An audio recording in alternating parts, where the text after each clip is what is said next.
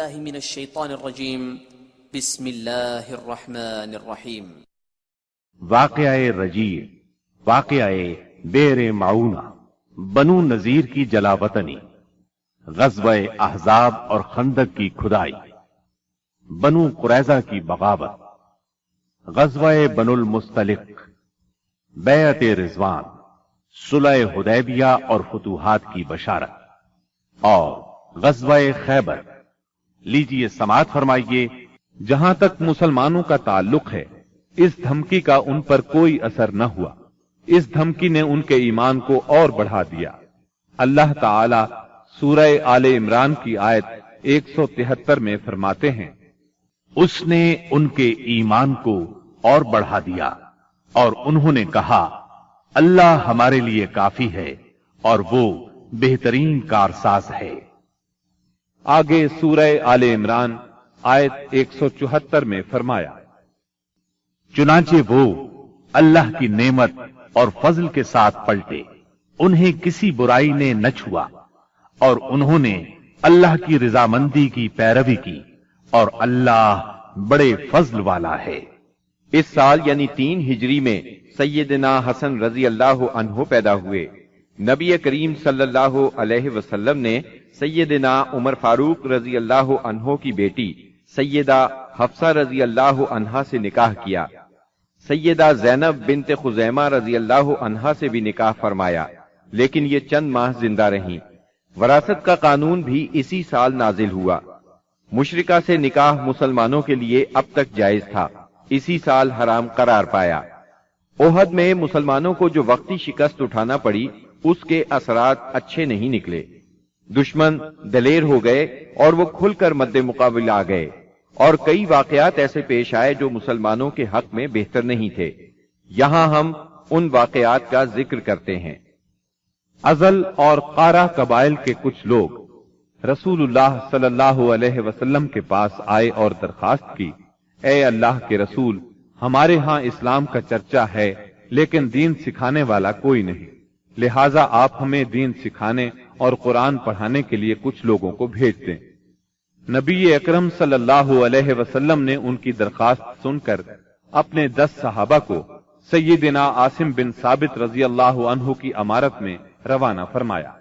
جب یہ لوگ رجیع کے مقام پر پہنچے تو ان لوگوں نے غداری کی اور قبیلہ حذیل کی ایک شاخ بنو لحیان کو ان پر چڑھا لائے۔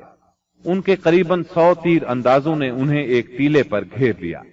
پھر انہیں یہ عہد و پیمان دیا کہ اگر وہ لڑے بغیر نیچے اتر آئیں تو وہ انہیں قتل نہیں کریں گے۔ ان کی بات سن کر سیدنا عاصم رضی اللہ عنہ نے اترنے سے انکار کر دیا اور اپنے ساتھیوں کے ساتھ مل کر جنگ شروع کر دی۔ اس طرح اس جنگ میں 7 صحابہ شہید ہو گئے، 3 باقی رہ گئے۔ کفار نے پھر وہی عہد دیا، چنانچہ وہ تینوں ٹیلے سے اتر آئے، مگر کفار نے بد عہدی کی اور انہیں باندھ لیا۔ اس پر ان میں سے ایک نے کہا، یہ تمہاری پہلی بد عہدی ہے، میں تم لوگوں کے ساتھ نہیں جاؤں گا۔ کفار نے انہیں قتل کر دیا اور باقی 2 کو مکے لے چلے۔ مکے لے جا کر ان دونوں کو بیچ دیا۔ یہ دونوں خبیب بن عدی اور زید بن دسنہ رضی اللہ عنہما تھے۔ سیدنا خبیب رضی اللہ عنہ نے غزوہ بدر میں حارث بن عامر بن نوفل کو قتل کیا تھا، لہذا انہیں کچھ عرصے تک قید میں رکھ کر تنعیم لے جایا گیا اور قتل کر دیا گیا۔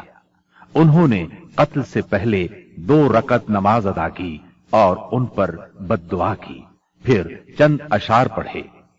ان میں سے 2 یہ ہیں، میں مسلمان مارا جاؤں تو مجھے کچھ پرواہ نہیں کہ اللہ کی راہ میں کس پہلو پر قتل ہوتا ہوں، اور یہ تو اللہ کی ذات کے لیے ہے، اور اگر وہ چاہے تو بوٹی بوٹی کیے ہوئے اعضاء کے جوڑ جوڑ میں برکت عطا کر دے۔ اس کے بعد ابو سفیان نے خبیب رضی اللہ عنہ سے کہا، کیا تمہیں یہ بات پسند ہے کہ تمہارے بدلے محمد ہمارے قبضے میں ہوتے اور ہم ان کی گردن مارتے اور تم اپنے اہل و عیال میں ہوتے؟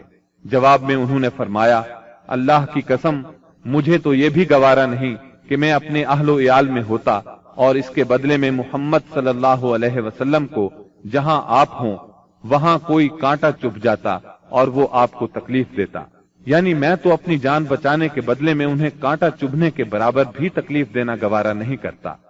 اور پھر اچانک حارث بن عامر کے بیٹے نے انہیں باپ کے بدلے میں قتل کر دیا۔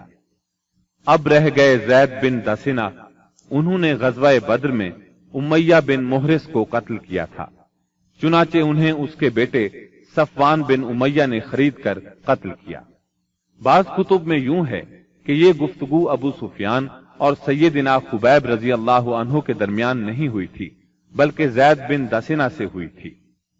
سیدنا عاصم بن ثابت رضی اللہ عنہ کی شہادت کے بعد قریش نے ان کا سر کاٹ لانے کے لیے اپنے کچھ لوگوں کو بھیجا۔ جب یہ لوگ لاش کے پاس پہنچے تو اللہ نے ان کی حفاظت کے لیے بھیڑوں کا جھنڈ بھیج دیا۔ ان بھیڑوں نے کفار کو ان کے نزدیک نہیں پھٹکنے دیا۔ دراصل سیدنا عاصم رضی اللہ عنہ نے شہادت سے پہلے یہ دعا کی تھی، اے اللہ یہ کفار میری لاش کو نہ چھونے پائیں۔ سو اللہ نے ان کی دعا قبول فرمائی اور لاش کی حفاظت کے لیے بھیڑوں کو بھیج دیا۔ سیدنا عمر رضی اللہ عنہ کو اس واقعے کی خبر ہوئی تو فرمایا کرتے تھے کہ اللہ مومن بندے کی حفاظت اس کی وفات کے بعد بھی کرتا ہے جیسے اس کی زندگی میں کرتا ہے۔ انہی دنوں اس قسم کا سانحہ بئر معونہ پر پیش آیا۔ یہ واقعہ رجی والے واقعے سے کہیں زیادہ المناک تھا۔ اس کا خلاصہ یہ ہے کہ ابو برا عامر بن مالک مدینہ طیبہ میں آیا اور خدمت نبوی میں حاضر ہوا۔ یہ ملائب الاسنہ کے لقب سے مشہور تھا، اس کا مطلب ہے نیزوں سے کھیلنے والا۔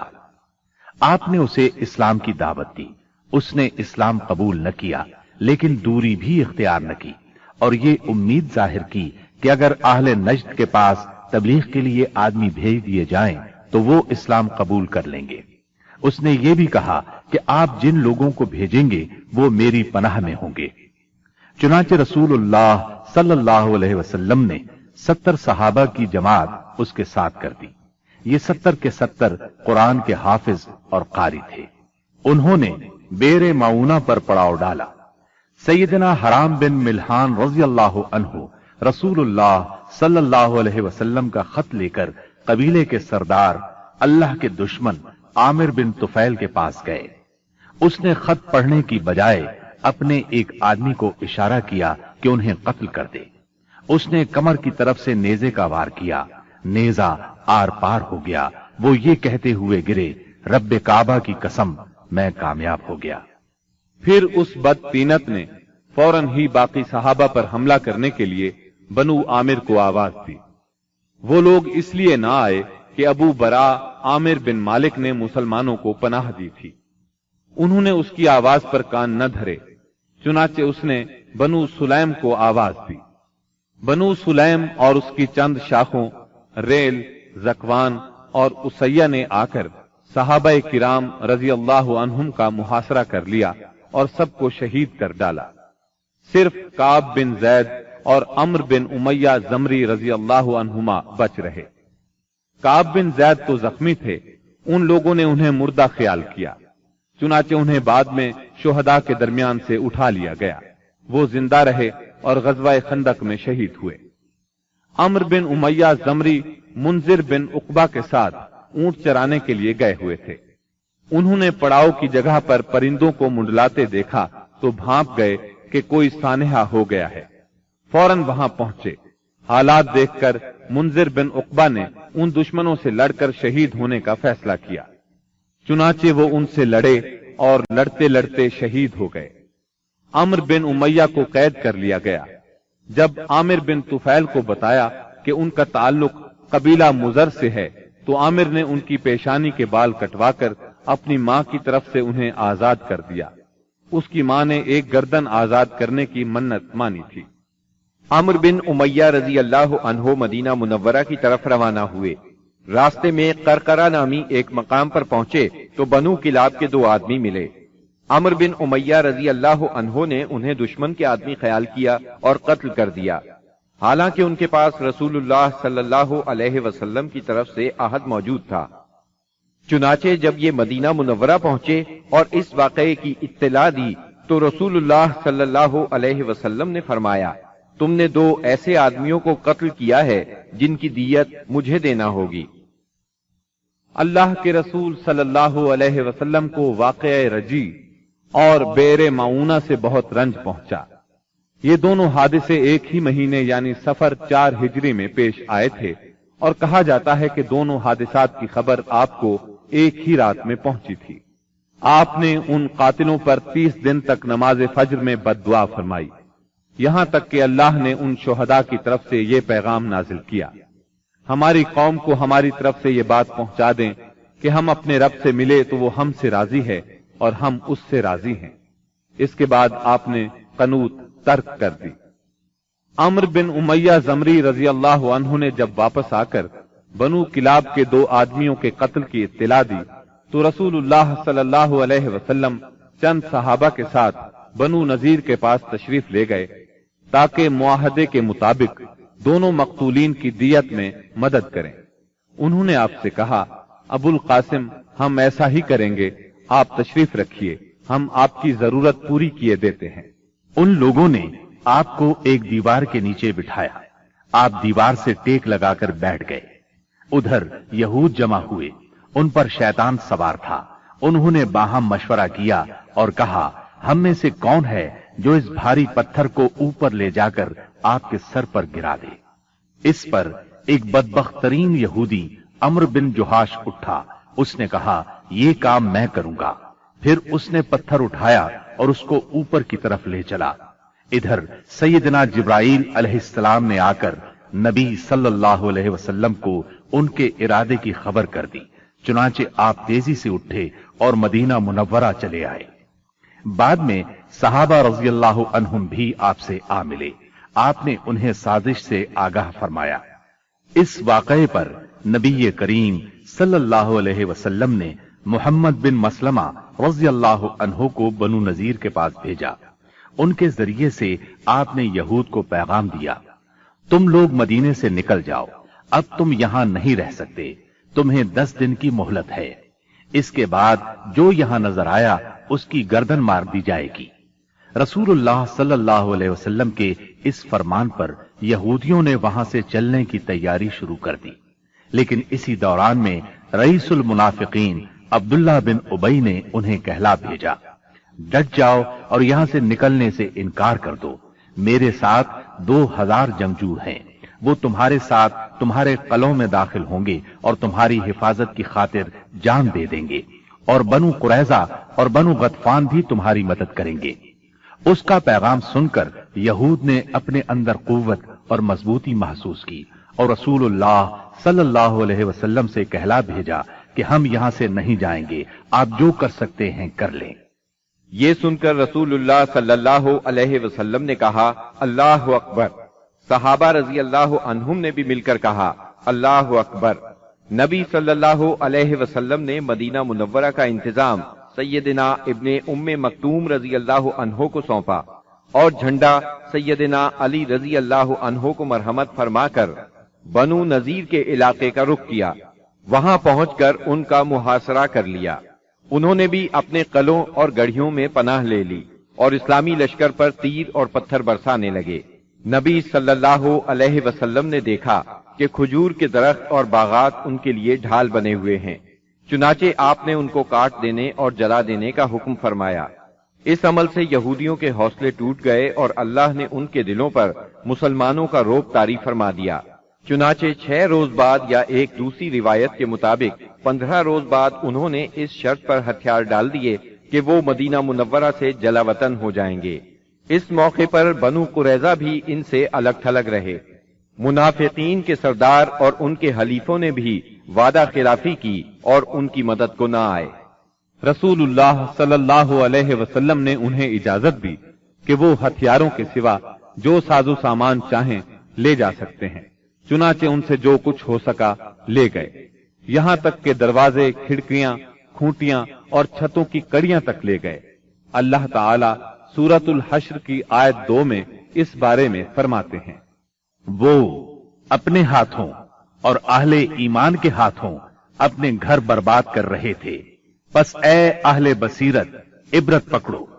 اس جلا وطنی کے بعد ان کی اکثریت اور بڑے لوگوں نے خیبر میں قیام کیا۔ ان کا ایک چھوٹا گروہ ملک شام جا بسا۔ رسول اللہ صلی اللہ علیہ وسلم نے ان کی زمین اور علاقہ خاص مہاجرین اولین میں تقسیم فرما دیا۔ صرف 2 انصاری صحابہ ابو دجانہ اور سہل بن حنیف رضی اللہ عنہما کو ان کی تنگ دستی کے سبب اس میں سے عطا فرمایا۔ اس کے علاوہ آپ اسی میں سے اپنی ازواج مطہرات کا سال بھر کا خرچ نکالتے تھے۔ اس کے بعد جو کچھ بچتا اسے جہاد کی تیاری کے لیے ہتھیاروں اور گھوڑوں کی خریداری میں صرف فرماتے تھے۔ آپ نے ان کے پاس سے 50 خود اور 300 تلواریں بھی پائیں۔ ابو سفیان نے احد میں اعلان کیا تھا کہ اگلے سال جنگ ہوگی، چنانچہ شعبان 4 ہجری کی آمد پر رسول اللہ صلی اللہ علیہ وسلم نے اس کے اعلان کے مطابق بدر کا رخ کیا۔ وہاں 8 دن ٹھہر کر ابو سفیان کا انتظار کرتے رہے۔ آپ کے ساتھ 1500 کا لشکر اور 10 گھوڑے تھے۔ جھنڈا سیدنا علی رضی اللہ عنہ کے ہاتھ میں تھا۔ آپ نے مدینے کا انتظام عبداللہ بن رواحہ رضی اللہ عنہ کے سپرد کیا تھا۔ دوسری طرف ابو سفیان بھی 2000 کا لشکر لے کر روانہ ہوا، جس میں 50 سوار تھے۔ مر الزہران پہنچ کر مجنہ نام کے مشہور چشمے پر پڑاؤ ڈالا، لیکن شروع ہی سے ان پر روب سا طاری تھا۔ واپسی کے بہانے سوچنے لگا۔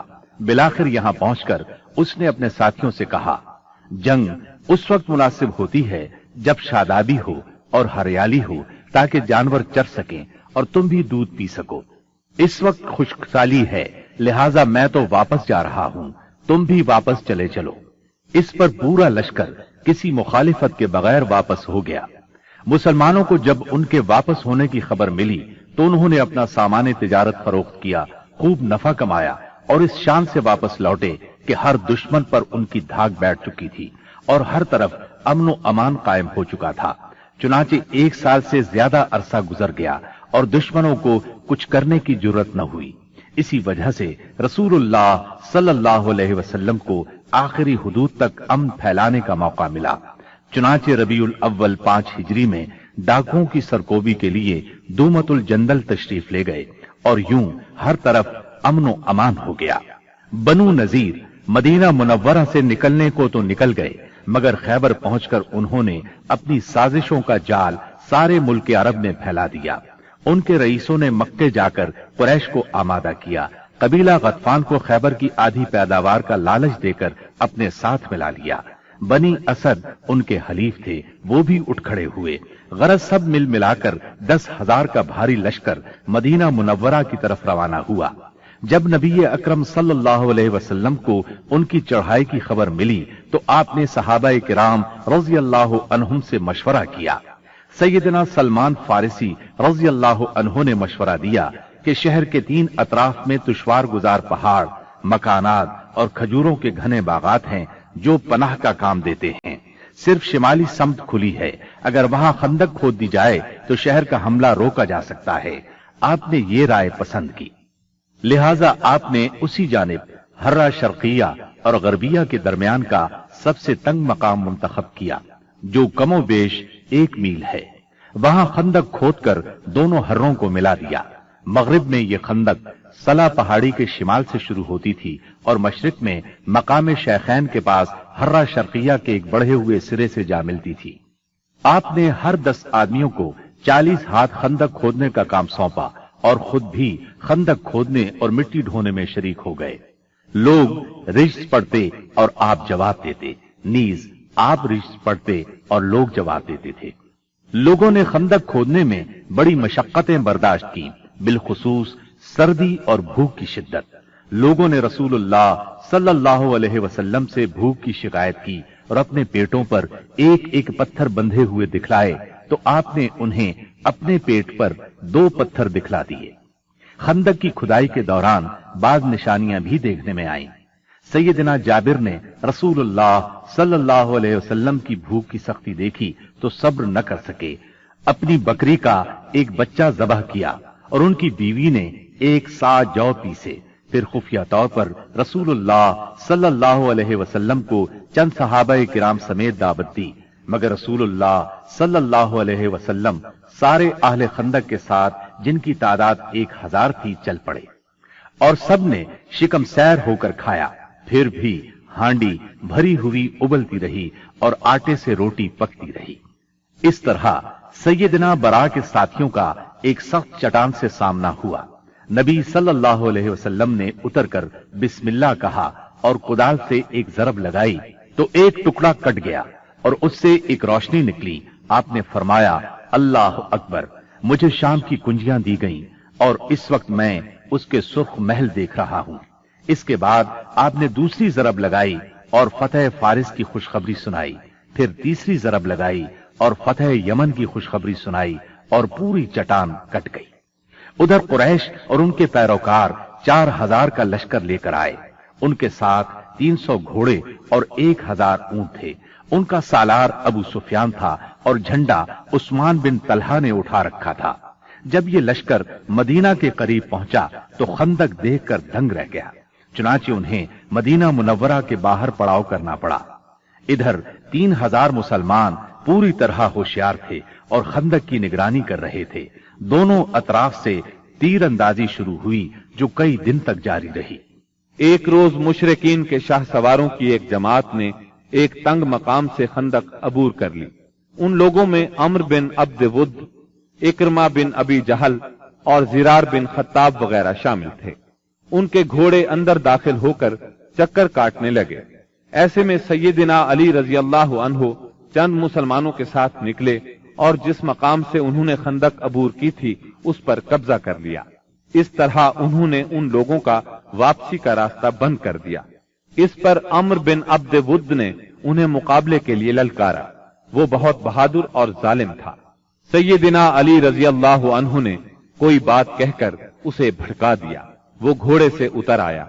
अब दोनों ने एक दूसरे पर बढ़ चढ़कर वार किए। आखिर सैयदना अली ने उसे एक कारी जर्ब लगाई। वो वहीं ढेर हो गया। बाकी मुशरिक भाग निकलने में कामयाब हो गए। भागते वक्त उनकी बदहवासी का आलम यह था कि इक्रमा अपना नेजा छोड़ गया। नौफल बिन अब्दुल्लाह खंदक में जा गिरा, जिसे मुसलमानों ने कत्ल कर दिया। अब मुशरिकीन ने तीर अंदाजी शुरू कर दी। तीरों के साथ वो पत्थर भी बरसा रहे थे। मुसलमान औरतें एक कले में महफूज थीं। वो कला बनु कुरैजा के पास था। बनु कुरैजा ने जब ये देखा कि मुसलमान हमले की जद में हैं, इधर मैदान खाली है, तो कले पर कब्जे के बुरे इरादे से कले की तरफ बढ़े। एक यहूदी तो फाटक के पास पहुंच गया। औरतों ने भी उन्हें देख लिया और उनके इरादे को भांप लिया। सैयदना जुबैर रजी अल्लाह अन्हु की वालिदा और नबी करीम सल्लल्लाहु अलैहि वसल्लम की फूफी सैयदा सफिया रजी अल्लाह अन्हा आगे बढ़ी और उस पर हमला कर दिया। आन की आन में वो ढेर हो गया। उन्होंने उसका सर काटकर मैदान में फेंक दिया। अपने साथी का सर देखकर बनु कुरैजा के लोग ये समझे कि कले में मुसलमानों की फौज मौजूद है, लिहाजा आगे बढ़ने से रुक गए और वापस लौट गए। गज़वा खंदक शव्वाल 5 हिजरी में पेश आया था। मुशरिकीन ने करीबन 1 माह तक मुसलमानों का मुहासरा जारी रखा। इसका मतलब है मुहासरा शव्वाल में शुरू हुआ और ज़ीक़ाद में खत्म हुआ। इब्न साद का बयान है कि जिस रोज रसूलुल्लाह सल्लल्लाहु अलैहि वसल्लम वापस हुए वो बुध का रोज था और ज़ीक़ाद के खत्म होने में सिर्फ 7 दिन बाकी थे। इस जंग में दोनों तरफ के सिर्फ चंद अफराद मारे गए, यानी 10 मुशरिक और 6 मुसलमान। एक तीर साद बिन मुआज रजी अल्लाह अन्हु को लगा, जिससे उनके बाजू की बड़ी रग कट गई। उन्होंने अल्लाह से दुआ की कि अगर कुरैश की जंग अभी कुछ बाकी है तो उसके लिए उन्हें जिंदा रखे, वरना इसी जख्म को उनकी मौत का सबब बना दे। अलबत्ता उन्होंने अपनी दुआ में यह भी कहा, या अल्लाह मुझे मौत न दे यहां तक कि बनु कुरैजा से मेरी आंखें ठंडी हो जाएं। खंदक की लड़ाई दरअसल जान और माल के नुकसान की जंग नहीं थी, बल्कि ये जंग आसाब की जंग थी। इसमें कोई खूंरेज मारेका पेश नहीं आया, लेकिन फिर भी ये इस्लामी तारीख की एक फैसला कुन जंग थी।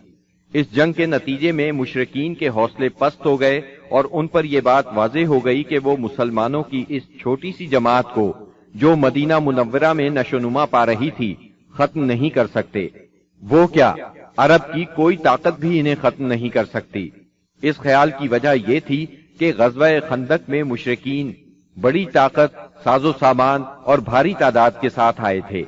اس وقت اس سے بڑی طاقت فراہم کرنا عربوں کے بس کی بات نہیں تھی، اس لیے رسول اللہ صلی اللہ علیہ وسلم نے احزاب سے واپسی کے بعد فرمایا، اب ہم ان پر چڑھائی کریں گے، وہ ہم پر چڑھائی نہیں کریں گے، اب ہمارا لشکر ان کی طرف جائے گا۔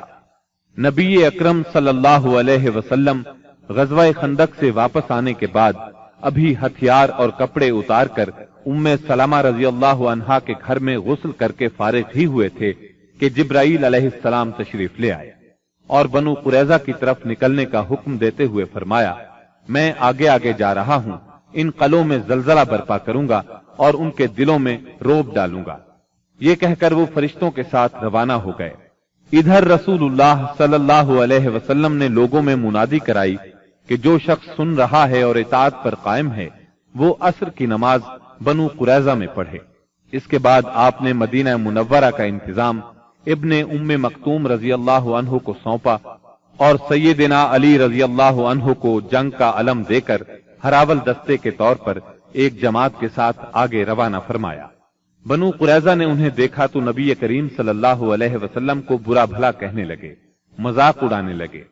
ادھر اعلان سن کر مسلمان بھی جھٹ پٹ تیار ہوئے اور نکل پڑے۔ بعض لوگ ابھی راستے میں تھے کہ عصر کا وقت ہو گیا، چنانچہ کچھ لوگوں نے وہیں نماز پڑھ لی اور کچھ نے بنو قریظہ پہنچ کر نماز پڑھی۔ رسول اللہ صلی اللہ علیہ وسلم بھی مہاجرین اور انصار کے ساتھ نکلے۔ آپ نے بنو قریظہ کے دیار میں پہنچ کر انا نامی کنویں پر پڑاؤ ڈالا۔ اللہ تعالیٰ نے بنو قریظہ کے دلوں پر ایسا روب طاری کیا کہ وہ اپنے قلعوں اور گڑھیوں سے نکل ہی نہ سکے، انہیں لڑائی کی جرت نہ ہوئی۔ مسلمانوں نے بھی سختی سے محاصرہ جاری رکھا۔ جب یہود نے دیکھا کہ محاصرہ طول پکڑتا جا رہا ہے تو چاہا کہ اپنے بعض مسلمان حلیفوں سے مشورہ کریں، چنانچہ انہوں نے رسول اللہ صلی اللہ علیہ وسلم سے درخواست کی کہ وہ ابو لبابہ کو بھیج دیں تاکہ ان سے مشورہ کر لیا جائے۔ آپ نے ابو لبابہ کو بھیج دیا۔ انہیں دیکھ کر مرد حضرات ان کی طرف دوڑ پڑے، عورتیں اور بچے ان کے سامنے دھاڑے مار کر رونے لگے۔ اس کیفیت کو دیکھ کر ابو لبابہ رضی اللہ عنہ پر رقت طاری ہو گئی۔ اس پر یہود نے کہا، کیا آپ مناسب سمجھتے ہیں کہ ہم محمد صلی اللہ علیہ وسلم کے فیصلے پر ہتھیار ڈال دیں؟ انہوں نے کہا، ہاں یہی کرنا چاہیے۔ ساتھ ہی انہوں نے ہاتھ سے اپنے حلق کی طرف اشارہ کیا۔ اس کا مطلب یہ تھا کہ ذبح کر دیے جاؤ گے۔ تاہم انہیں فوراً ہی احساس ہوا کہ یہ اشارہ کر کے انہوں نے اللہ اور اس کے رسول صلی اللہ علیہ وسلم سے خیانت کی ہے۔ چنانچہ وہاں سے واپس لوٹے تو سیدھے مسجد نبوی میں پہنچے، خود کو ایک ستون سے باندھ لیا اور قسم کھائی، اب مجھے اللہ کے رسول صلی اللہ علیہ وسلم ہی اپنے ہاتھ مبارک سے کھولیں گے۔ رسول اللہ صلی اللہ علیہ وسلم کو اس کی اطلاع ہوئی تو آپ نے فرمایا، اگر وہ میرے پاس آ گئے ہوتے تو میں ان کے لیے مغفرت کی دعا کر دیتا، لیکن جب وہ یہ کام کر بیٹھے ہیں تو ہم بھی انہیں چھوڑے رکھیں گے یہاں تک کہ اللہ ہی ان کے بارے میں فیصلہ فرما دے۔ ادھر محاصرے نے مزید طول پکڑا تو بنو قریظہ کے حوصلے بالکل پست ہو گئے۔ چنانچہ 25 روز کے بعد انہوں نے اپنے آپ کو رسول اللہ صلی اللہ علیہ وسلم کے حوالے کر دیا اور کہا، آپ ہمارے بارے میں جو فیصلہ مناسب سمجھیں وہ کریں۔ آپ نے مردوں کو باندھ لیا، عورتوں اور بچوں کو علیحدہ کر لیا۔ اس پر قبیلہ اوس کے لوگوں نے عرض کیا، یہ ہمارے حلیف ہیں، ان پر رحم فرمائیں، جس طرح خزرج کے حلیفوں بنو قینقاع پر احسان فرمایا تھا۔ آپ نے فرمایا، کیا آپ لوگ اس بات پر راضی ہیں کہ آپ کے بارے میں آپ ہی کا ایک آدمی فیصلہ کر دے؟ انہوں نے کہا، کیوں نہیں، ہمیں یہ بات منظور ہے۔ آپ نے سیدنا سعد بن معاذ رضی اللہ عنہ کو بلوا بھیجا۔ انہیں غزوہ خندق میں زخم لگا تھا، اس کی وجہ سے وہ مدینہ منورہ میں تھے۔ انہیں گدھے پر سوار کر کے لایا گیا۔ جب یہ رسول اللہ صلی اللہ علیہ وسلم کے قریب پہنچے تو آپ نے فرمایا، اپنے سردار کی طرف اٹھو۔ چنانچہ یہ لوگ اٹھ کر ان کے استقبال کے لیے گئے۔ انہیں دونوں طرف سے گھیر لیا اور کہنے لگے، سعد، اپنے حلیفوں کے بارے میں حسن سلوک کیجیے گا۔ سیدنا سعد رضی اللہ عنہ خاموش تھے، انہوں نے ان کی بات کا کوئی جواب نہ دیا۔ جب لوگوں نے بہت زور دیا تو بولے، اب وقت آ گیا ہے، سعد کو اللہ تعالی کے بارے میں کسی ملامت کرنے والے کی ملامت کی پرواہ نہیں۔ یہ سن کر بعض لوگ وہیں سے مدینہ منورہ کی طرف پلٹ آئے اور قیدیوں کی موت کا اعلان کر دیا۔ جب سیدنا سعد رضی اللہ عنہ اترے اور انہیں بتایا گیا کہ بنو قریظہ ان کی ثالثی پر رضامند ہیں تو انہوں نے فیصلہ سنایا، مردوں کو قتل کر دیا جائے، عورتوں اور بچوں کو قیدی بنا لیا جائے اور اموال تقسیم کر دیے جائیں۔ رسول اللہ صلی اللہ علیہ وسلم نے فرمایا، تم نے ان کے بارے میں وہی فیصلہ کیا ہے جو 7 آسمانوں کے اوپر سے اللہ تعالی کا فیصلہ ہے۔ یہ فیصلہ یہودی شریعت کے مطابق تھا، بلکہ ان کی شریعت کے فیصلے کے مقابلے میں زیادہ رحم اور نرمی پر مبنی تھا۔ سیدنا سعد رضی اللہ عنہ کے اس فیصلے کے بعد بنو قریظہ کو مدینہ منورہ لایا گیا اور بنو نجار کی ایک عورت کے گھر میں قید کر دیا گیا۔ یہ حارث کی بیٹی تھی۔ اس کے بعد مدینہ منورہ کے بازار میں خندقیں کھودی گئیں، پھر انہیں ایک ایک گروہ کر کے لے جایا گیا اور ان خندقوں میں ان کی گردنیں ماری گئیں۔ ان کی تعداد 400 کے قریب تھی۔ یہ بھی کہا جاتا ہے کہ 6 اور 700 کے درمیان تھی۔ انہی کے ساتھ بنو نذیر کا سردار حیی بن اخطب بھی مارا گیا۔ یہ یہود کے ان 20 سرداروں میں سے تھا جنہوں نے قریش اور غطفان کو غزوہ احزاب کے لیے تیار کیا تھا۔ پھر بنو قریظہ کے پاس آ کر انہیں عہد شکنی پر اکسایا تھا، یہاں تک کہ انہوں نے مسلمانوں کی زندگی کے مشکل ترین اوقات میں ان کے ساتھ غداری کی تھی، اور غداری کرتے وقت حیی بن اخطب سے یہ شرط لگائی تھی کہ یہ بھی ان کے ساتھ رہے گا اور جو حشر ان کا ہوگا وہی اس کا بھی ہوگا۔ چنانچہ محاصرہ ختم ہونے اور ہتھیار ڈال دینے کے بعد یہ بھی ان کے ساتھ قتل کر دیا گیا۔ جب بنو قریظہ کا کام تمام ہو گیا تو بندہ صالح سیدنا سعد بن معاذ رضی اللہ عنہ کی دعا قبول ہو گئی۔ وہ مسجد نبوی کے ایک خیمے میں تھے تاکہ نبی صلی اللہ علیہ وسلم قریب ہی سے ان کی عیادت کر لیا کریں۔ ایک دن ان کے اوپر سے ایک بکری گزر گئی، اس سے ان کا زخم تازہ ہو گیا اور ہنسلی کی ہڈی کے پاس سے خون بہ نکلا۔ اس قدر خون جاری ہوا کہ ان کی موت واقع ہو گئی۔ ان کا جنازہ مسلمانوں کے ساتھ ساتھ فرشتوں نے بھی اٹھایا اور ان کی موت پر رحمان کا عرش لرز اٹھا۔ ادھر ابو لبابہ رضی اللہ عنہ پر 6 راتیں گزر چکی تھیں۔ نماز کے لیے ان کی بیوی انہیں کھول دیتی تھی، اس کے بعد وہ پھر خود کو ستون سے باندھ لیتے تھے۔ آخر سیدہ ام سلمہ رضی اللہ عنہا کے گھر میں ان کی توبہ نازل ہوئی۔ سیدہ ام سلمہ رضی اللہ عنہا نے انہیں بشارت دی تو لوگ انہیں کھولنے کے لیے دوڑ پڑے، لیکن انہوں نے ان سب کو روک دیا اور کہا، رسول اللہ صلی اللہ علیہ وسلم کے سوا مجھے کوئی نہ کھولے۔ آخر نبی کریم صلی اللہ علیہ وسلم نماز فجر کے لیے نکلے تو انہیں کھول دیا۔ غزوہ بنو قریظہ کے بعد مسلمانوں نے اور کئی فوجی کاروائیاں انجام دی۔ ان میں اہم کاروائیاں یہ ہیں: سمامہ بن اسال نبی صلی اللہ علیہ وسلم کو اور آپ کے لائے ہوئے دین کو سخت ناپسند کرتے تھے، چنانچہ محرم 6 ہجری میں مسلمہ کذاب کے حکم سے بھیس بدل کر نبی صلی اللہ علیہ وسلم کو قتل کرنے نکلے۔ ادھر نبی صلی اللہ علیہ وسلم نے محمد بن مسلمہ رضی اللہ عنہ کو 30 سواروں کے ساتھ ذریہ کے اطراف میں بھیجا تھا تاکہ بنی بکر بن کلاب کو تنبیہ کریں۔ ذریہ بصرہ کے راستے میں مدینہ منورہ سے 7 رات کے فاصلے پر واقع ہے۔ ان سواروں نے واپس آتے ہوئے سمامہ بن اسال کو دیکھ لیا، انہیں ان پر شک گزرا، چنانچہ گرفتار کر کے مدینہ منورہ لے آئے اور مسجد کے ایک ستون سے باندھ دیا۔ نبی کریم صلی اللہ علیہ وسلم وہاں سے گزرے تو فرمایا، سمامہ تمہارے نزدیک کیا ہے؟ انہوں نے کہا، اے محمد، میرے نزدیک خیر ہے۔ اگر قتل کرو گے تو ایک خون والے کو قتل کرو گے، اگر احسان کرو گے تو ایک قدردان پر احسان کرو گے، مال چاہتے ہو تو مانگو، جو چاہو گے دیا جائے گا۔ نبی صلی اللہ علیہ وسلم ان کی بات سن کر مسکرا دیے اور انہیں ان کے حال پر چھوڑ کر آگے بڑھ گئے۔ دوسرے دن نبی کریم صلی اللہ علیہ وسلم پھر اس طرف سے گزرے تو آپ نے فرمایا، سمامہ تمہارا کیا حال ہے؟ وہ بولے، میں ٹھیک ہوں۔ اگر قتل کرو گے تو ایک قصاص والے کو قتل کرو گے، اگر احسان کرو گے تو ایک قدردان پر احسان کرو گے، اگر مال چاہتے ہو تو مانگو، جو چاہو گے دیا جائے گا۔ آپ ان کی بات سن کر مسکرائے اور آگے بڑھ گئے۔ تیسرے دن پھر یہی گفتگو ہوئی۔ اس روز آپ نے فرمایا سمامہ کو چھوڑ دو۔ صحابہ کرام رضی اللہ عنہم نے انہیں چھوڑ دیا۔ اس کے بعد انہوں نے غسل کیا اور مسلمان ہو گئے۔ اسلام لانے کے بعد وہ بولے، اللہ کی قسم، اسلام لانے سے پہلے روئے زمین پر کوئی چہرہ میرے نزدیک آپ کے چہرے سے زیادہ قابل نفرت نہیں تھا، لیکن اب آپ کا چہرہ میرے نزدیک روئے زمین پر سب سے زیادہ محبوب ہو گیا ہے، اور اللہ کی قسم روئے زمین پر کوئی دین میرے نزدیک آپ کے دین سے زیادہ ناپسندیدہ نہیں تھا، مگر اب آپ کا دین میرے نزدیک تمام ادیان سے زیادہ پسندیدہ ہو گیا ہے۔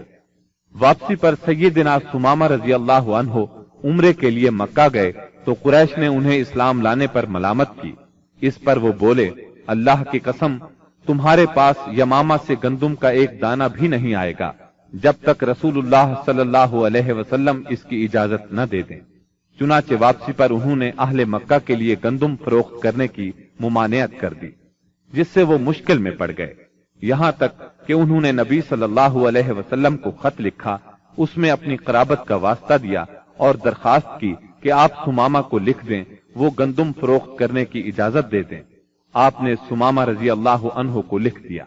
بنو لحیان وہی ہیں جنہوں نے رجی کے مقام پر دھوکے سے 8 صحابہ کرام رضی اللہ عنہم کو شہید کیا تھا اور 2 کو اہل مکہ کے ہاتھوں فروخت کر دیا تھا، جہاں وہ بے دردی سے شہید کر دیے گئے تھے۔ یہ لوگ حجاز کے بہت اندر عصفان کی حدود میں آباد تھے، اسی لیے نبی صلی اللہ علیہ وسلم نے ان سے انتقام لینے میں قدر تاخیر سے کام لیا۔ جب کفار کے مختلف گروہوں میں پھوٹ پڑ گئی اور آپ دشمنوں سے کسی قدر مطمئن ہو گئے تو آپ نے مدینہ منورہ کا انتظام ابن ام مکتوم رضی اللہ عنہ کو سونپ کر 200 صحابہ اور 20 گھوڑوں کے ساتھ ربیع الاول 6 ہجری میں بنو لحیان کا رخ کیا اور یلغار کرتے ہوئے بطن غران تک پہنچ گئے۔ یہ امج اور عصفان کے درمیان بطن غران نامی ایک وادی ہے اور اسی جگہ آپ کے صحابہ کرام رضی اللہ عنہم کو شہید کیا گیا تھا۔ آپ نے ان کے لیے دعائے رحمت کی، 2 روز تک یہیں قیام فرمایا۔ ادھر بنو لحیان کو آپ کی آمد کی خبر مل گئی، وہ پہاڑوں کی طرف بھاگ گئے، ان کا کوئی آدمی ہاتھ نہ آ سکا۔ پھر آپ نے عصفان کا قصد کیا اور وہاں سے 10 سواروں کا دستہ آگے بھیجا تاکہ قریش ان کی آمد کا حال سن کر مرعوب ہو جائے۔ اس دستے نے قراء الغمیم تک کا چکر لگایا۔ اس کے بعد آپ کل 14 دن مدینہ منورہ سے باہر گزار کر واپس مدینے لوٹ آئے۔ جمادی الاولیٰ 6 ہجری میں رسول اللہ صلی اللہ علیہ وسلم نے سیدنا زید بن حارثہ رضی اللہ عنہ کو 170 سواروں کے ساتھ عیس کی جانب روانہ فرمایا۔ انہیں روانہ کرنے کا مقصد یہ تھا کہ وہ شام سے آنے والے ایک قریشی قافلے کو پکڑیں۔ اس قافلے کے سربراہ رسول اللہ صلی اللہ علیہ وسلم کی صاحبزادی سیدہ زینب رضی اللہ عنہا کے شوہر ابو العاص بن ربی تھے۔ اس مہم میں قریش کے ایک قافلے کا مال ہاتھ آیا، لیکن ابو العاص بھاگ نکلنے میں کامیاب ہو گئے اور سیدھے مدینہ منورہ جا پہنچے۔ انہوں نے سیدہ زینب رضی اللہ عنہا کی پناہ لے لی اور ان سے کہا، رسول اللہ صلی اللہ علیہ وسلم سے کہیں آپ قافلے کا سامان واپس کر دیں۔ سیدہ زینب رضی اللہ عنہا نے سفارش کی تو نبی کریم صلی اللہ علیہ وسلم نے چھوٹی بڑی ہر چیز واپس کر دی۔ ابو العاص سارا مال لے کر مکے پہنچے، امانتیں ان کے مالکوں کے حوالے کی، پھر مسلمان ہو کر مدینہ منورہ آ گئے۔ نبی کریم صلی اللہ علیہ وسلم نے پہلے ہی نکاح کے تحت سیدہ زینب رضی اللہ عنہا کو انہیں واپس کر دیا۔ یہ واپسی 3 سال سے کچھ زیادہ عرصہ بعد ہوئی تھی۔ رسول اللہ صلی اللہ علیہ وسلم نے اس دوران میں مزید کئی سرایا بھیجے، جن کا دشمن کی سرکشی توڑنے، ان کے شر کی آگ بجھانے اور دور دراز علاقوں میں امن پھیلانے میں بڑا اثر تھا۔ پھر آپ کے پاس کچھ اس طرح کی خبریں آئیں کہ آپ غزوہ بنو المستلق کے لیے تشریف لے گئے۔ یہ غزوہ 5 ہجری یا 6 ہجری میں ہوا۔ بنو المستلق قبیلہ خزاعہ کی ایک شاخ تھی۔ قبیلہ خزاعہ کے لوگ عام طور پر رسول اللہ صلی اللہ علیہ وسلم کے خیر خواہ تھے، مگر یہ شاخ قریش کی طرفدار تھی۔ رسول اللہ صلی اللہ علیہ وسلم کو معلوم ہوا کہ یہ لوگ آپ سے لڑنے کے لیے جنگ کی تیاری کر رہے ہیں۔ آپ نے اس خبر کی تحقیق کے لیے بریدہ بن حسیب رضی اللہ عنہ کو بھیجا۔ ان سے معلوم ہوا کہ خبر درست ہے، لہذا آپ نے مدینہ منورہ کا انتظام سیدنا زید بن حارثہ رضی اللہ عنہ کو سونپا، اور یہ بھی کہا جاتا ہے کسی اور کو سونپا، اور بنو المستلق کی طرف یلغار کرتے ہوئے نکلے تاکہ بالکل اچانک ان پر ٹوٹ پڑے۔ آپ کے ساتھ 700 صحابہ کرام تھے، اور بنو المستلق اس وقت حدید کے اطراف میں ساحل کے قریب مریسی نامی ایک چشمے پر پڑاؤ ڈالے ہوئے تھے۔ آپ نے اس حال میں ان پر چھاپا مارا کہ وہ غافل تھے، بعض کو قتل کیا، عورتوں اور بچوں کو گرفتار کیا اور مال مویشی پر قبضہ کر لیا۔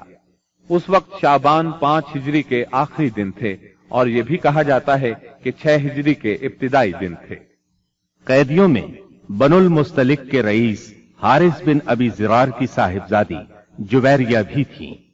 مدینہ منورہ آ کر ان کے اسلام لانے پر نبی صلی اللہ علیہ وسلم نے انہیں آزاد کر کے ان سے شادی کر لی۔ اس پر صحابہ کرام نے بنو المستلق کے 100 گھرانے آزاد کر دیے۔ یہ پہلے ہی مسلمان ہو چکے تھے۔ صحابہ کرام نے انہیں آزاد کرتے ہوئے کہا، یہ رسول اللہ صلی اللہ علیہ وسلم کے سسرال کے لوگ ہیں۔ اس طرح ام المومنین سیدہ جویریہ رضی اللہ عنہا اپنی قوم کے لیے نہایت عظیم اور برکت والی خاتون ثابت ہوئیں۔ اس غزوے سے واپسی پر جب مسلمانوں کے پاس پینے کے لیے اور وضو کے لیے پانی نہ بچا تو تیمم کا حکم نازل ہوا۔ اسی سال پردے کا حکم نازل ہوا۔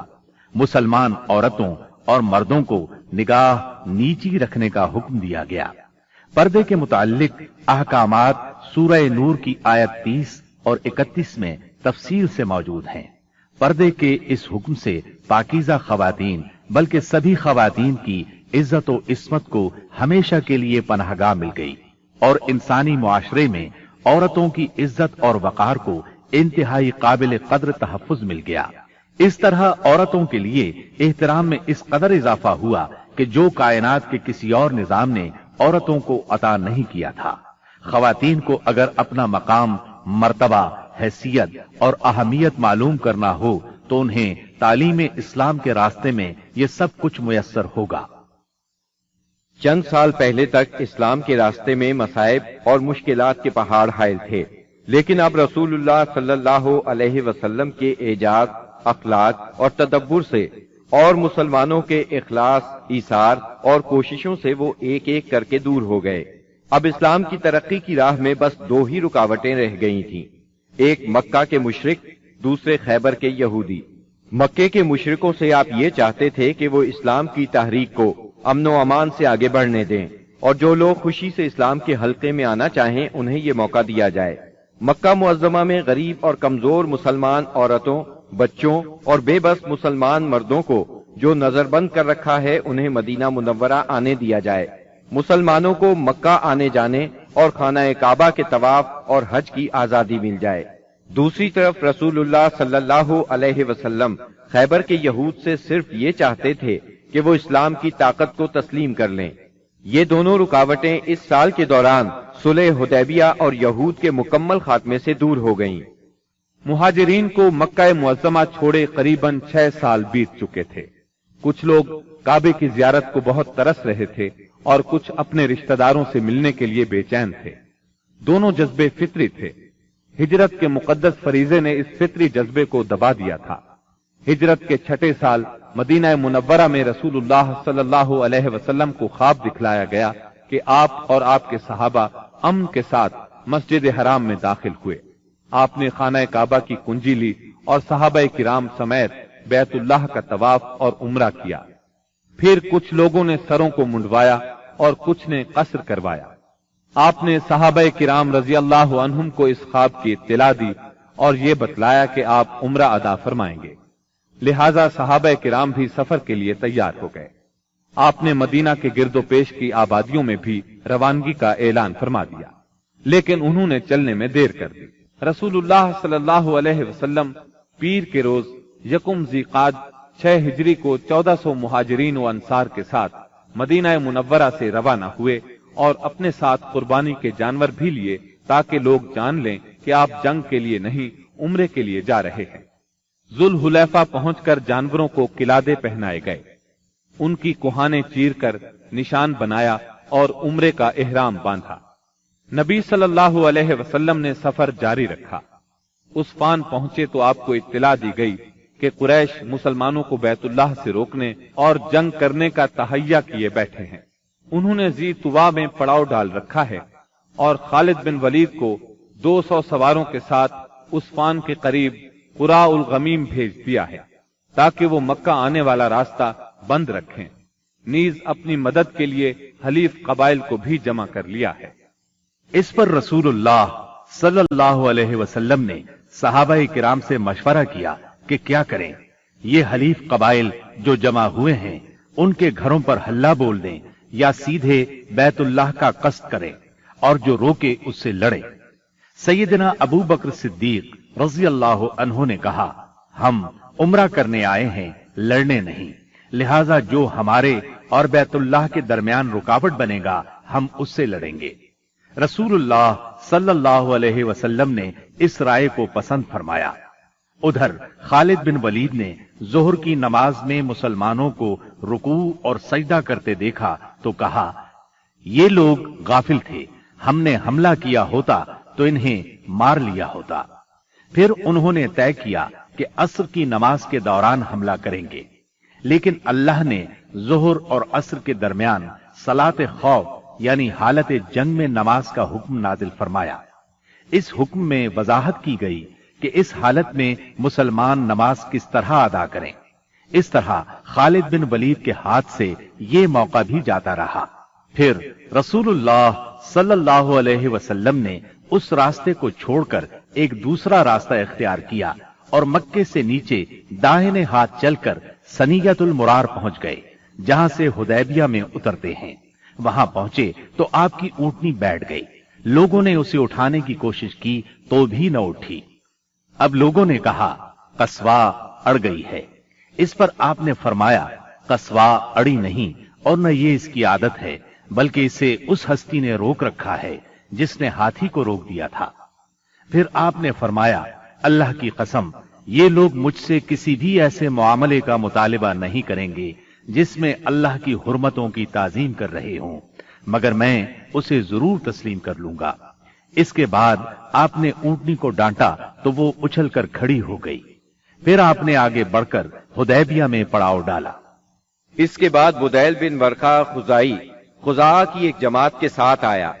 ये लोग रसूलुल्लाह सल्लल्लाहु अलैहि वसल्लम के खैर खाह थे। इसने बताया कि कुरैश आपसे जंग करने और आपको बैतुल्लाह से रोकने का तहैया किए बैठे हैं।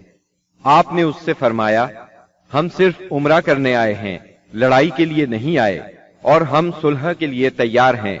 लेकिन अगर कुरैश ने लड़ाई ही पर इसरार किया तो हम उस वक्त तक लड़ते रहेंगे जब तक कि मेरा सर तन से जुदा नहीं हो जाता या अल्लाह का हुक्म नाफिज नहीं हो जाता। बुदैल ने वापस पलटकर ये बात कुरैश को बताई। उन्होंने मिक्रस बिन हफ्स को भेजा। आपने उससे भी वही बात कही जो बुदैल से कही थी। इसके बाद कुरैश ने हलीफ कबाइल के सरदार हुलैस बिन अलकमा को भेजा।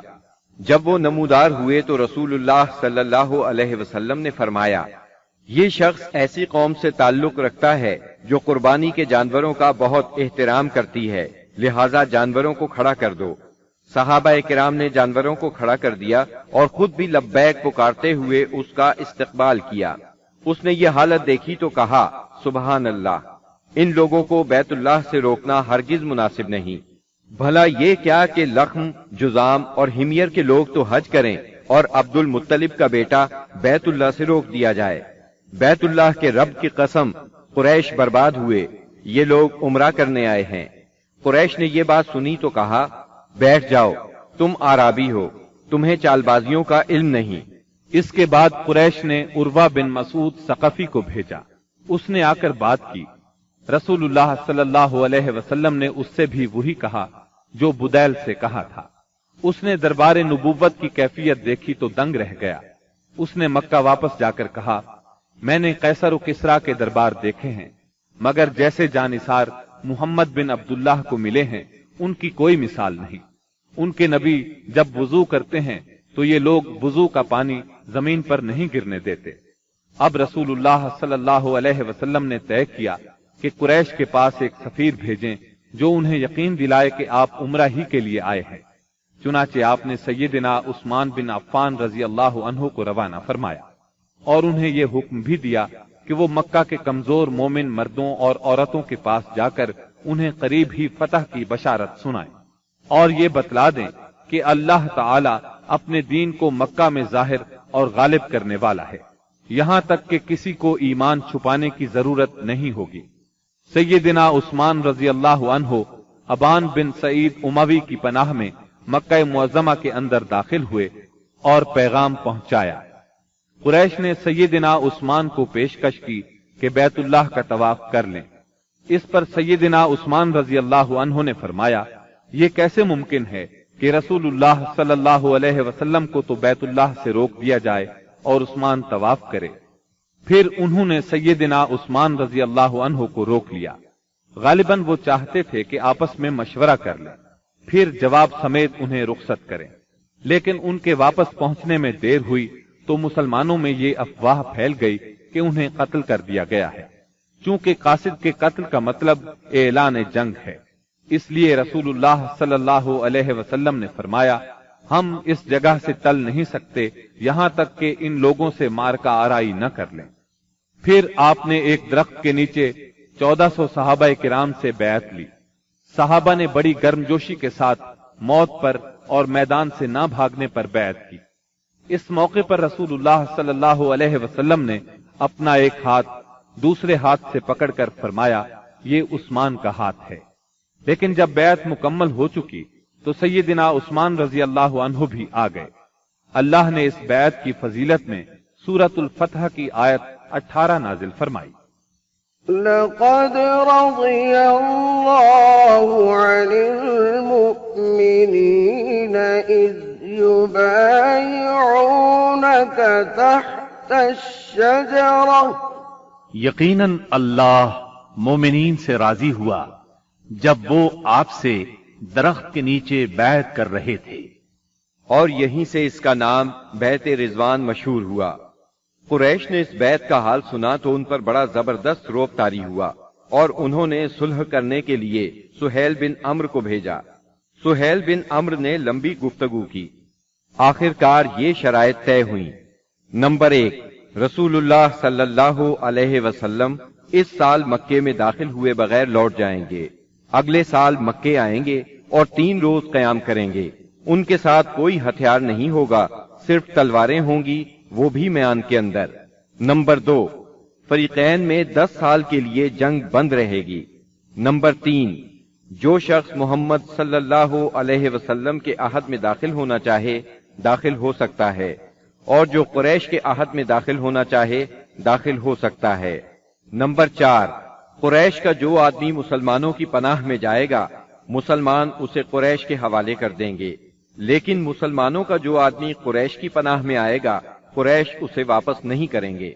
نمبر 5، اس کے بعد آپ نے سیدنا علی رضی اللہ عنہ کو بلایا اور املا کرائی کہ لکھو بسم اللہ الرحمن الرحیم۔ اس پر سہیل بن عمرو نے کہا، ہم نہیں جانتے کہ رحمان کیا ہے، آپ بسمک اللہم لکھیں۔ رسول اللہ صلی اللہ علیہ وسلم نے انہیں یہی لکھنے کا حکم فرمایا۔ پھر آپ نے املا لکھوائی۔ یہ وہ بات ہے جس پر محمد رسول اللہ نے مصالحت کی ہے۔ اس پر سہیل نے کہا، اگر ہم جانتے کہ آپ اللہ کے رسول ہیں تو آپ کو پھر ہم نہ تو بیت اللہ سے روکتے اور نہ آپ سے جنگ کرتے، لہذا آپ محمد بن عبداللہ لکھوائیں۔ آپ نے فرمایا، میں اللہ کا رسول ہوں اگرچہ تم جھٹلاؤ۔ پھر آپ نے سیدنا علی رضی اللہ عنہ کو حکم فرمایا، لفظ رسول اللہ کو مٹا کر محمد بن عبداللہ لکھیں۔ سیدنا علی رضی اللہ عنہ نے مٹانا گوارا نہ کیا، اس لیے نبی کریم صلی اللہ علیہ وسلم نے خود اپنے دست مبارک سے مٹایا۔ پھر پوری دستاویز کے 2 نسخے لکھے گئے، ایک نسخہ قریش کے لیے، دوسرا مسلمانوں کے لیے۔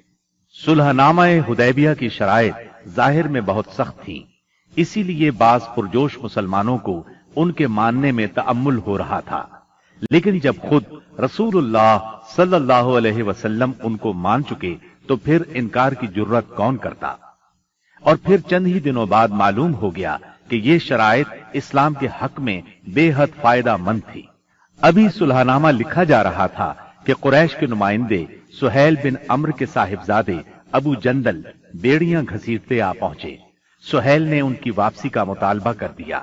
نبی کریم صلی اللہ علیہ وسلم نے فرمایا، ابھی تو تحریر مکمل بھی نہیں ہوئی۔ اس پر سہیل نے کہا، تب میں آپ سے صلح ہی نہیں کرتا۔ آپ نے فرمایا، اچھا تم اسے میری خاطر چھوڑ دو۔ اس نے کہا، یہ بھی نہیں ہو سکتا۔ پھر سہیل نے ابو جندل کو مارا۔ ابو جندل نے چیخ کر کہا، مسلمانوں، کیا میں مشرکین کی طرف واپس کیا جاؤں گا کہ وہ مجھے میرے دین سے فتنے میں ڈالیں؟ اس پر اللہ کے رسول صلی اللہ علیہ وسلم نے فرمایا، صبر کرو اور ثواب کا باعث سمجھو، اللہ تمہارے لیے اور تمہارے علاوہ جو دوسرے کمزور مسلمان ہیں ان سب کے لیے کشادگی اور پناہ کی جگہ بنائے گا۔ ہم نے مشرکین سے صلح کر لی ہے اور ہم نے ان کو اور انہوں نے ہم کو اس پر اللہ کا عہد دے رکھا ہے، اس لیے ہم بدعہدی نہیں کر سکتے۔ اس صلح کا اثر اسلامی دعوت کی رفتار پر بہت اچھا ہوا۔ عام عرب سے ملنے اور انہیں اللہ کی دعوت دینے کا موقع مسلمانوں کے ہاتھ لگا، چنانچہ لوگ بکثرت اسلام میں داخل ہوئے اور صرف 2 سال میں مسلمانوں کی تعداد اتنی ہو گئی کہ 19 برسوں میں نہیں ہوئی تھی۔ اکابرین قریش جو کہ قریش کا نچوڑ تھے، یعنی عمرو بن عاص، خالد بن ولید اور عثمان بن طلحہ جیسے حضرات اپنی رغبت اور مرضی سے مسلمان ہونے کے لیے خدمت نبوی میں حاضر ہوئے، اسلام پر بیعت کی اور اس کے راستے میں جان، مال، صلاحیت، طاقت اور اپنا سب کچھ قربان کرنے کا معاہدہ کیا۔ تب آپ نے فرمایا، مکہ نے اپنے جگر گوشوں کو ہمارے حوالے کر دیا۔ محرم 7 ہجری میں رسول اللہ صلی اللہ علیہ وسلم نے خیبر کا قصد فرمایا۔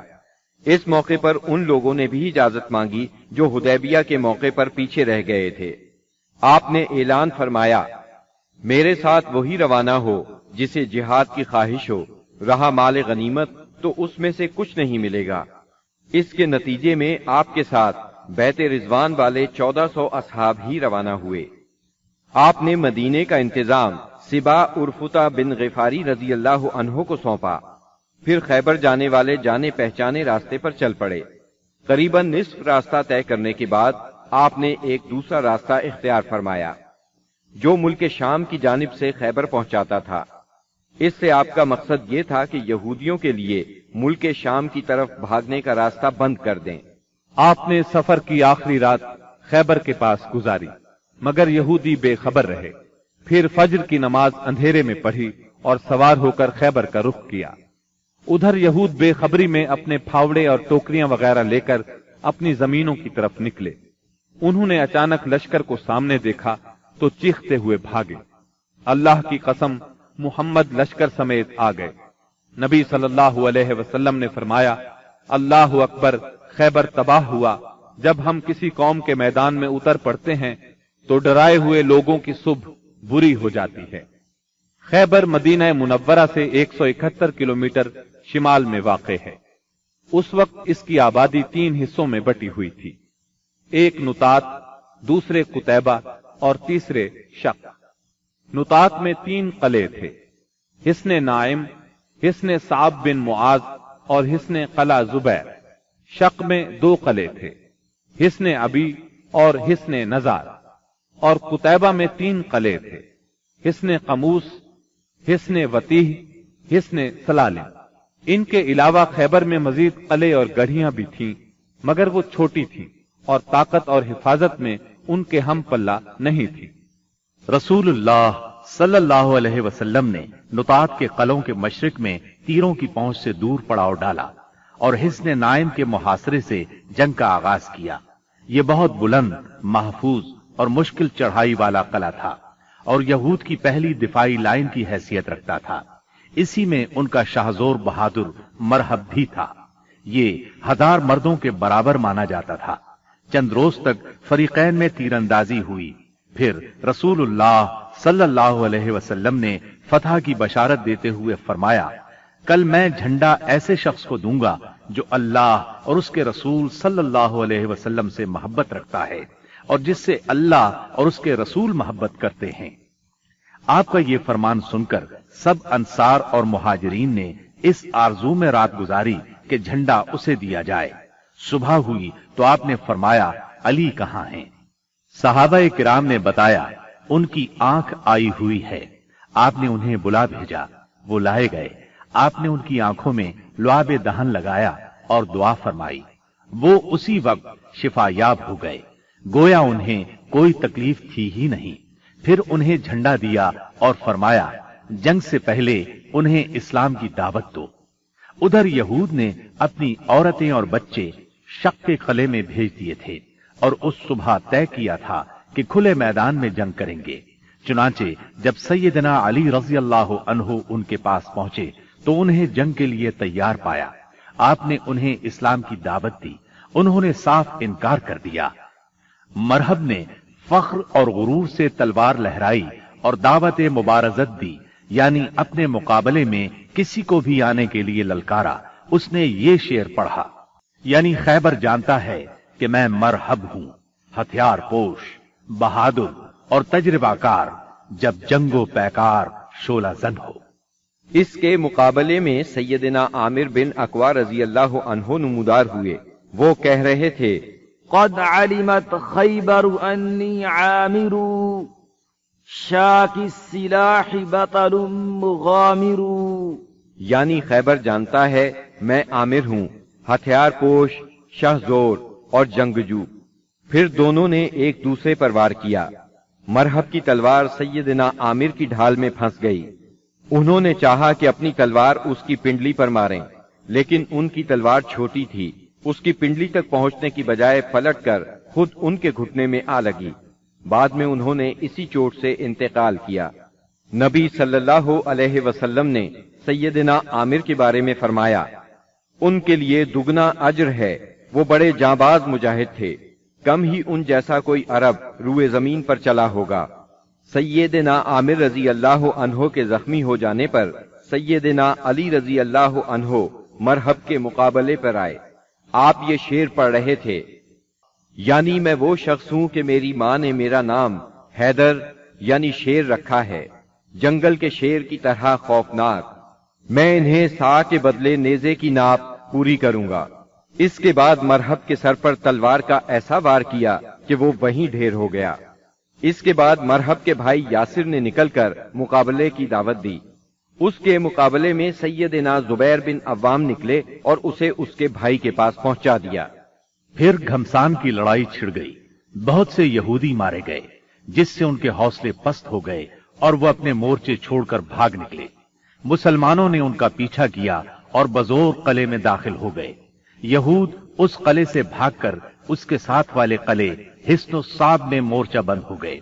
इधर मुसलमानों को कलाए हिस्न नाइम में बहुत सा गल्ला, खजूरें और असलहा मिला।